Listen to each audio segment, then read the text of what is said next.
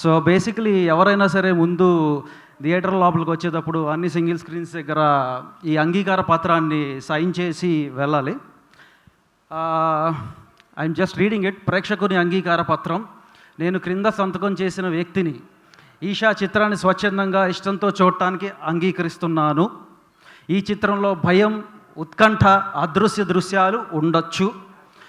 హఠాత్తుగా షాకింగ్ లేదా తీవ్రమైన సన్నివేశాలు రావచ్చు. భయం, అరుపులు వల్ల కలిగే అసౌకర్యానికి నాదే బాధ్యత. నాది కాదు, మీదే బాధ్యత.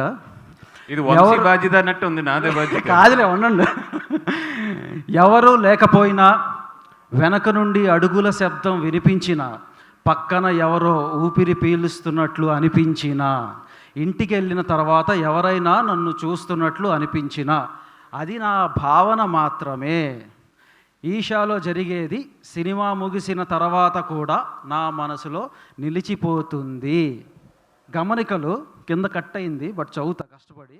భయం లేదా panic పక్కనేశారు.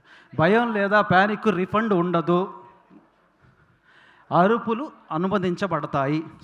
Sorry one and all, please come, please take back your. వంశీకి చాదస్తం బాగా పెరిగింది, అర్థమవుతుంది. ఇది ప్రేక్షకుని అంగీకార పత్రం. అన్ని సింగిల్ స్క్రీన్స్ దగ్గర ఇది ఉంటుంది. మీరు హ్యాపీగా సైన్ చేసి ఏం చేయాలి? సినిమాకి రావద్దని పర్లేదు, అది నన్ను నమ్మేసి వెళ్ళిపోవచ్చు లోపలికి. భయపడాలి అనుకున్న లోపలికి వెళ్ళండి, వద్దు అనుకున్న బయటే ఉండిపోండి.